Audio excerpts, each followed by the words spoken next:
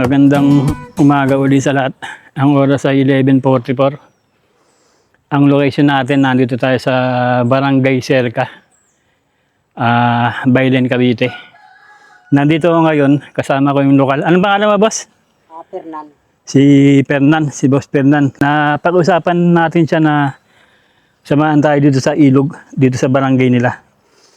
Ang tawag daw nila dito sa ilog na to ay Kausapin River. Bakit kaya, boss, tinawag itong Kausapin River? Sa pagkakaalam. Kasi kung kausapin nung yung lupang ulan. Okay. Mga bahayan na yan. Itong compound na to, kung saan nandun yung lugar ng ilog, ang tawag pala ay Kausapin. Bali, itong ilog na pupuntahan namin ay hindi to dinadayo ng mga taga-ibang lugar. Ito ay mga lokal lang na talagang malapit dito yung nakakaalam sa lugar na to. Medyo matarik yung daan. Ayan, matarik at madulas ngayon. Madulas kasi. Diyan mo na akong ilog mo. Oh. Madulas kasi ngayon dito dahil katatapos ng ulan. Ayan. Matarik siya. Tapos yung daanan ay lupa. Ayan. Ayan. Tarik ng binabaan namin. Puti, medyo tumila na yung ulan. Kanina medyo malakas pa yung ulan eh. Ayun. Ayun na pala. Yung ilog nasa baba.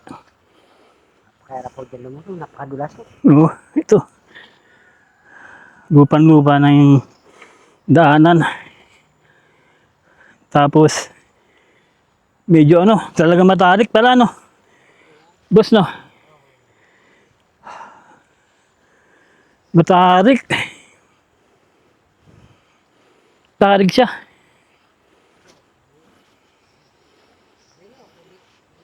Dumano. Dito matarik dito na merong hagdan na simento, inukit na hagdan. Kaya lang matarik talaga. Talagang pader. Kung i-describe mo, pader to. Pader yung babaan dito. Yung ilog nandun na. Tanaw na rito yung ilog. Wala ibang daan, boss?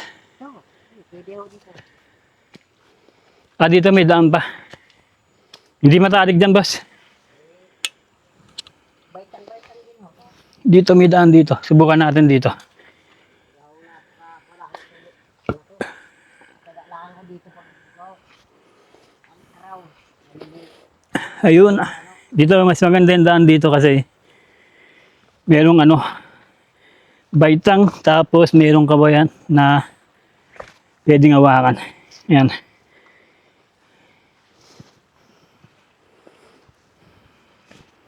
Yan. Ingat lang dahil madulas nga ngayon katatapos lang ng ulan.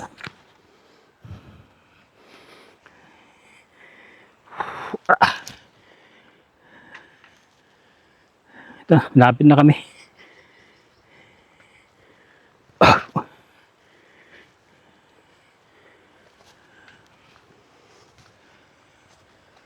Yun na. Tanaw na nga rito, ayun. Ayun na. Ilog na.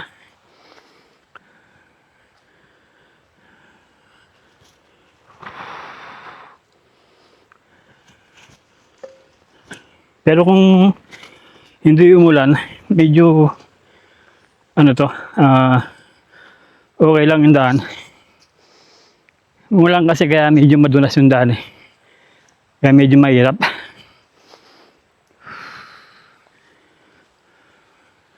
Yan na, malapit na kami. Naiwan ko yung isang kong tripod sa motor. Yan, naikli yung gamit natin ng tripod. Ito na. Meron dito silang ginawang mga lokal lang ba gumawa nito? Oo, mga kala na. Ito. Mayroong gusto maligo. Oo. Handa tambay-tambayan Ganda Sarap talaga manirahan sa mga ganitong lugar. Ang ganda ng kalikasan dito. Ganda, boss. Salamat sa iyo, boss, ha. Sige, sige, sige. Saglit lang, i-video ko lang. Sige. Ito medyo, medyo malabo lang yung tubig ngayon kasi pag umuulan dito sa Cavite, yung ilog dito nagiging ganyang kulay. Pero kapag tag-araw, malinaw yan. Malinaw dito. Malalim din to, boss. Malalim din to.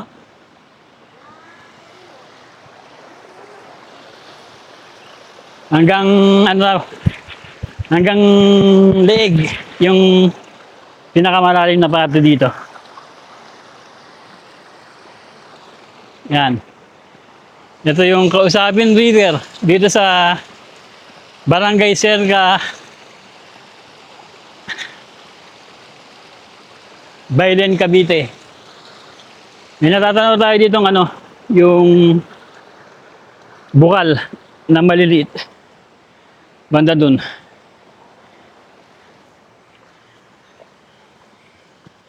Ayan. Ito. May mga bukal na maliliit.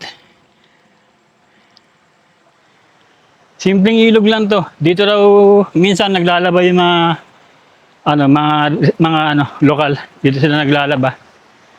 Ngayon wala tayong naabutan kasi wala tayong naabutan na naliligo dito o naglalaba. Kasi nga katatapos lang ng ulan, malakas na ulan. Samot lang dito lang kakatao. Oo. Maliligo. Ayan, ayon sa lokal na kasama natin, pagka summer daw, marami raw dito mga tao. Dinadayo daw to. Ngayon pagka ganito nag-uulan na, na lang, bihira na lang pumupunta. Maraming salamat sa iyo, Basa. Thank you. Nakit na kami uli. Ito yung Kausapin River. Isang simpleng ilog, tambayan ng mga lokal. Dito sila naliligo, naglalaba kapag malinis yung tubig. Ngayon kasi ay inabutan natin, kakaulan lang kaya ganyan yung kulay. Ganda rin dito, no?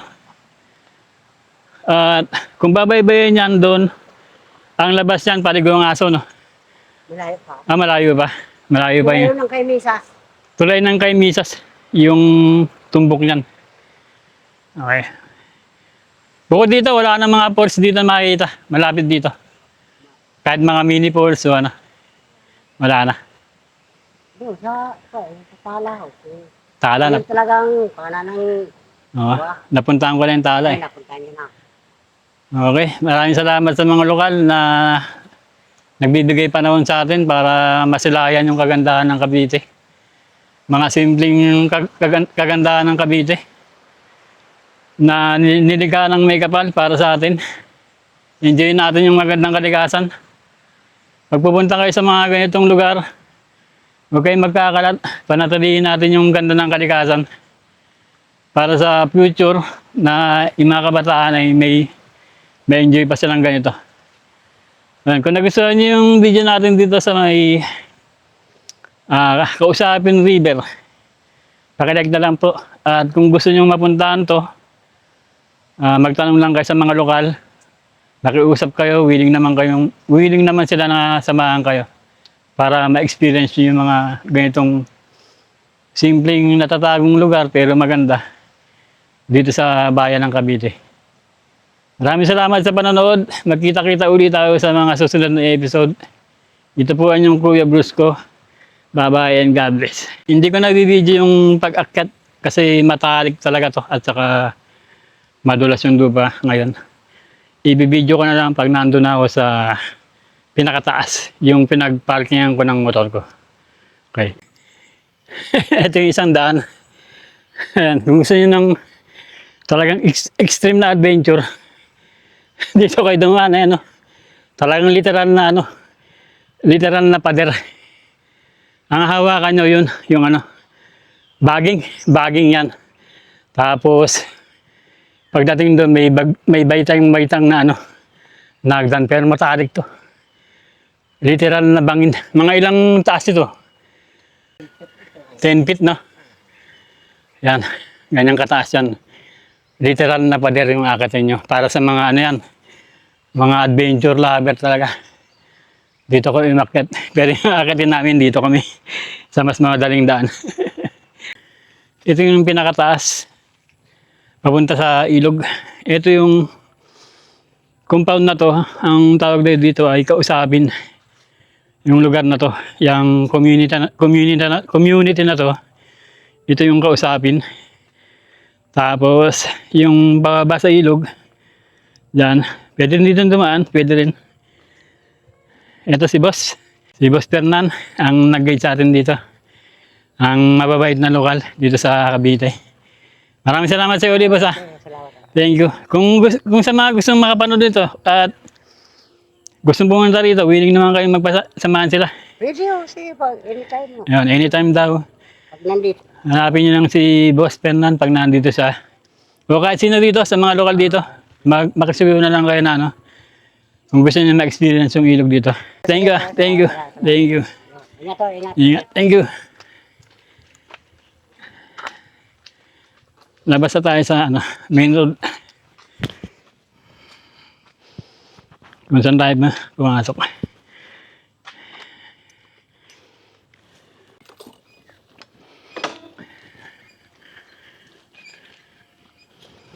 Narating ko tong lugar na to, tanong-tanong lang sa mga lokal. Kasi nga meron akong bucket list. Bucket list ng mga ilog dito sa Bailen. So, nagtanong-tanong ako sa mga lokal. At sabi nga, may ilog daw dito. At doon, pinuntahan ko baka ito yung isa sa mga ilog na nakalista sa aking bucket list.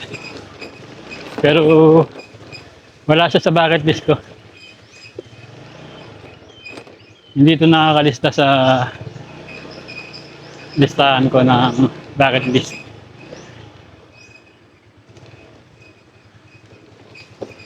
Bali dagdag siya sa dagdag siya sa mga narating ko na ilog. Doon na yung pinaka-main road.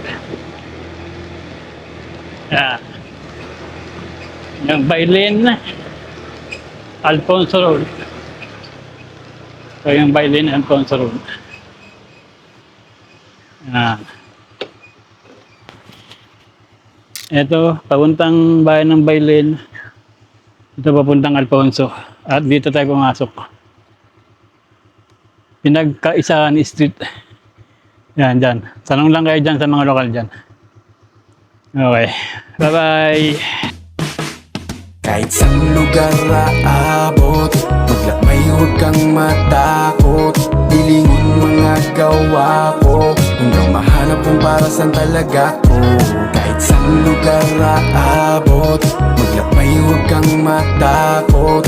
Hilingin mga gawa ko, hanggang mahanap kung para saan talaga ko. Napakalayo na nung umpisa, gusto kong kumonekta. Sa napakalayo para lamang ako bumenta.